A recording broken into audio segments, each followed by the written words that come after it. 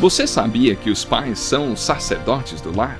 Eles devem não somente falar de Deus para os filhos, mas principalmente falar de seus filhos para Deus. O Encontro com a Palavra está apresentando a série Família e hoje quer nos ensinar algo a mais para vivermos uma vida de constante vitória em família. Vamos a mais um estudo do Dr. Dick Woodward com o pastor Edson Bruno.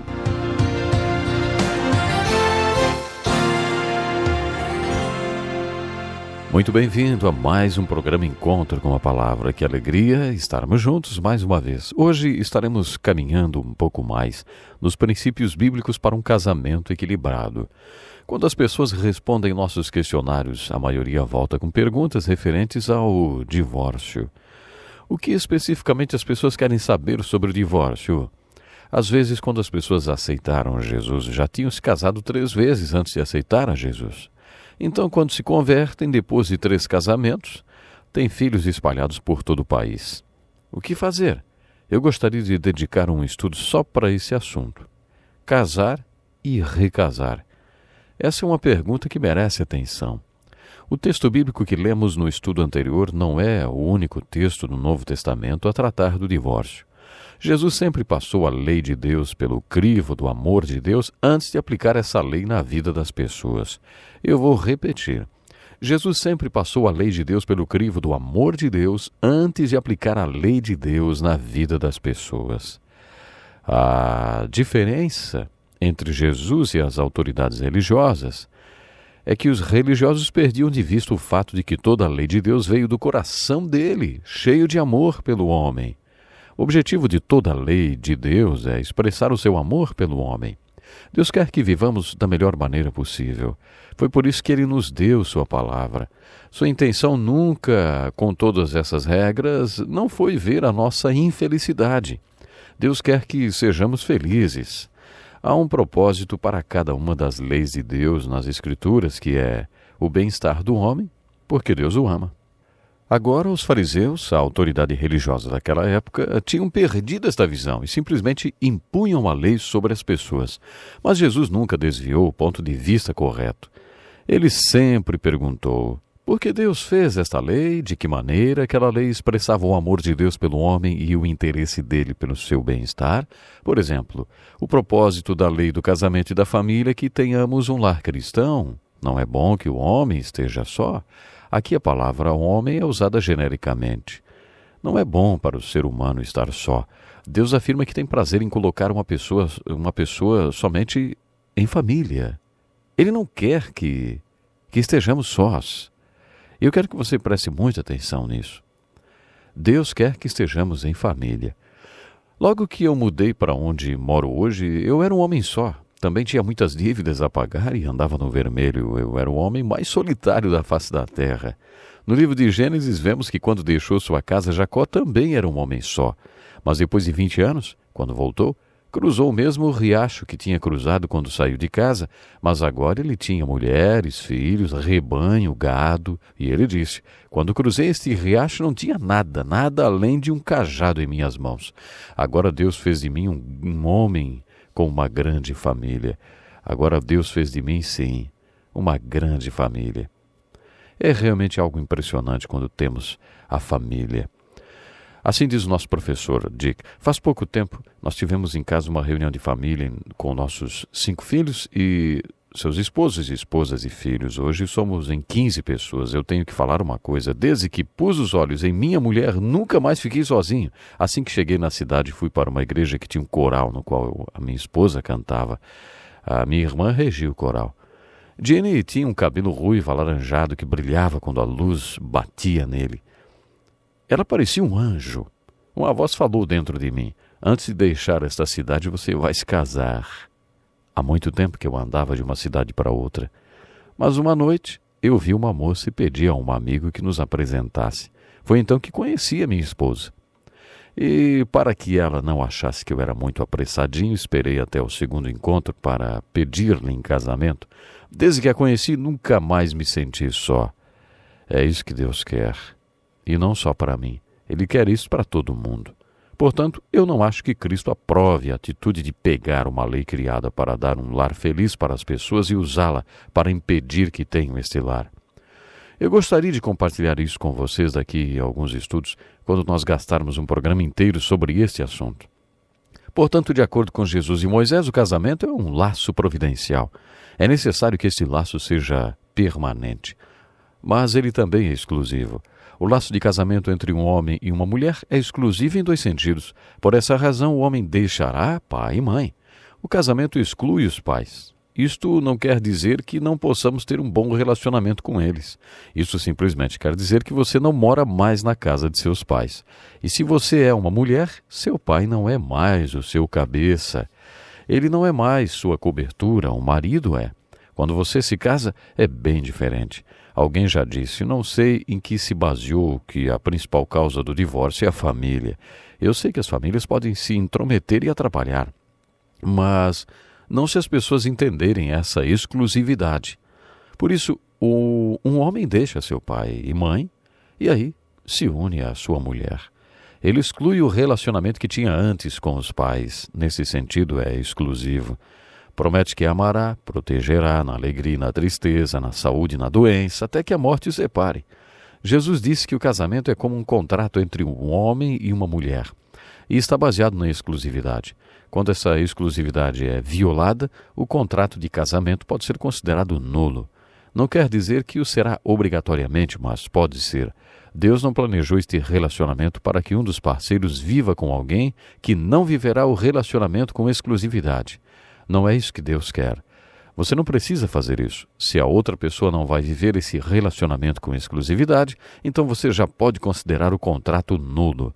De acordo com Jesus, este é um laço de exclusividade. Nunca vou me esquecer de uma sexta-feira, quando recebi a visita de um homem. Era outono. Ele trabalhava em um hotel perto da igreja, onde eu pastoreava. Ele conheceu uma moça no verão e dizia que a amava muito. Quando o verão acabou, ela voltou para a escola, mas o visitava sempre que podia. Em um final de semana, ela não veio. Ela ligou para ele e disse que não iria mais vê-lo, não. Aquele homem estava no meu escritório chorando. Ele estava muito magoado. Ele só chorava, na verdade. Ele disse que, para uma relação como aquela, com sentimentos tão profundos, deveria haver algum tipo de proteção. Ele não queria ter colocado tanto sentimento em algo tão inseguro que acaba com a simples fala de alguém dizendo que não vai mais vê-lo e, enfim. Deus não quer que você fique inseguro em uma relação tão íntima como esta. É nisto que a exclusividade está baseada. Outro ponto que quero levantar, baseado na citação que Jesus fez de Moisés, é que o casamento é uma relação abrangente. Deus criou a lei de copulação para os animais, diferente da dos homens. Os animais copulam e só, mas no casamento Deus quer que seja como Salomão descreveu. Salomão era sábio e com suas 700 mulheres e 300 concubinas, tinha certa experiência na área, pelo menos eu acho. Em Eclesiastes capítulo 4, versículo 12, muitas pessoas acham que ele estava fazendo uma observação sobre o casamento quando disse que um cordão de 3 dobras não se rompe com facilidade.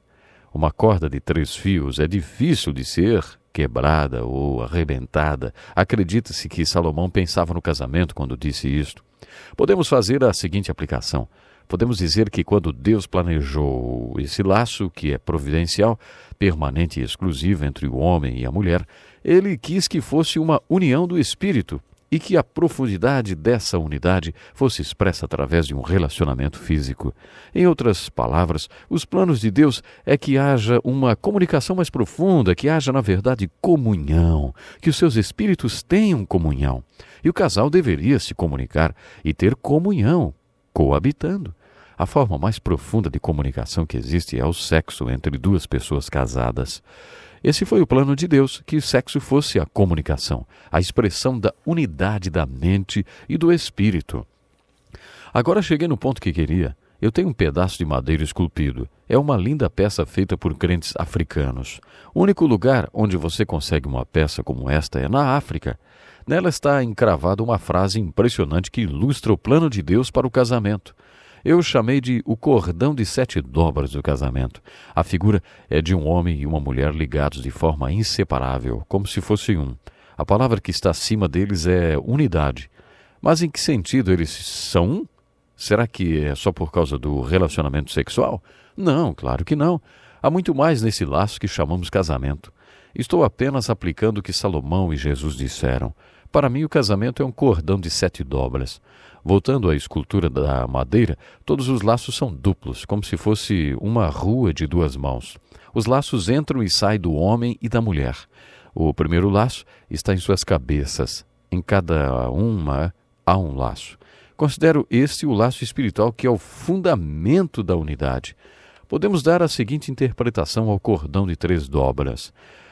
O fio do centro é Jesus Cristo. O marido é um fio e a esposa outro, os 3 formando esse cordão de 3 dobras com Cristo Jesus. É como se fosse um triângulo com Deus no topo, o homem à esquerda e a mulher à direita. Tem um versículo para esse triângulo. Não se recusem um ao outro, exceto por mútuo consentimento e durante certo tempo, para se dedicarem à oração. Depois, unam-se de novo, para que Satanás não os tente, por não terem domínio próprio. Este é um conselho de Paulo quando escreve sobre o casamento. Vamos estudar 1 Coríntios 7, porque esse capítulo é considerado o capítulo do casamento da Bíblia. Na primeira parte do capítulo, encontramos conselhos sobre relacionamento sexual para um casal cristão. Ele afirma que o casal pode se separar sexualmente por algum tempo. Ele começa dizendo, não se recusem um ao outro. Isso quer dizer, nunca rejeite uma relação sexual com o outro, o que significa que as dores de cabeça não estão na Bíblia. Sabe como é aquele tipo de coisa? Estou com dor de cabeça hoje. Hoje estou tão cansado ou cansada. Isso não está na Bíblia, não. A única justificativa aceitável na Bíblia para dizer não é um acordo mútuo de separação por um tempo para que o casal dedique-se à oração e ao jejum. Quer dizer que o laço espiritual não é apenas o casal que ora junto e fica junto. É maravilhoso orar junto, mas o texto não está dizendo que o casal que ora junto permanece junto. Ele está dizendo que o relacionamento mais íntimo entre o casal não é o relacionamento entre os parceiros. O relacionamento mais íntimo é o seu relacionamento com Deus. E isto é sempre individual e pessoal. Você não faz isso com outra pessoa. Ninguém aparecerá no dia do julgamento ao lado do marido da esposa. Você se apresentará sozinho. O seu relacionamento com Deus é sempre individual. O que o texto está dizendo é que se você realmente quer ter um casamento forte, então ande individualmente com Deus.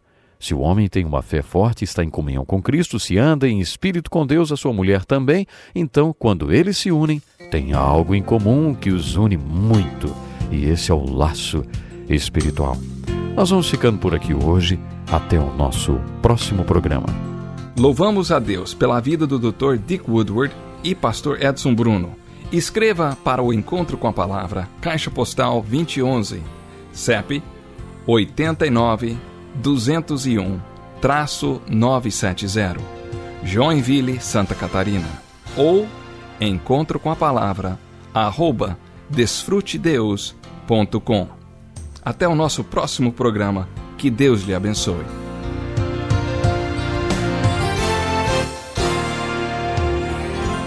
Aqui é mais uma vez o pastor Edson Bruno. Eu volto a falar com você, meu querido ouvinte, porque quero lhe incentivar a pedir o material para que você possa fazer o curso bíblico Encontro com uma Palavra. Então escreva, você vai receber um maravilhoso livro desta série e assim terá a oportunidade de, claro, crescer espiritualmente. E tudo isso é inteiramente grátis. Então entre em nosso site para saber um pouco mais sobre este projeto, www.desfrutedeus.com. E o nosso endereço é Caixa Postal 2011, CEP 89-201-970, Joinville, Santa Catarina.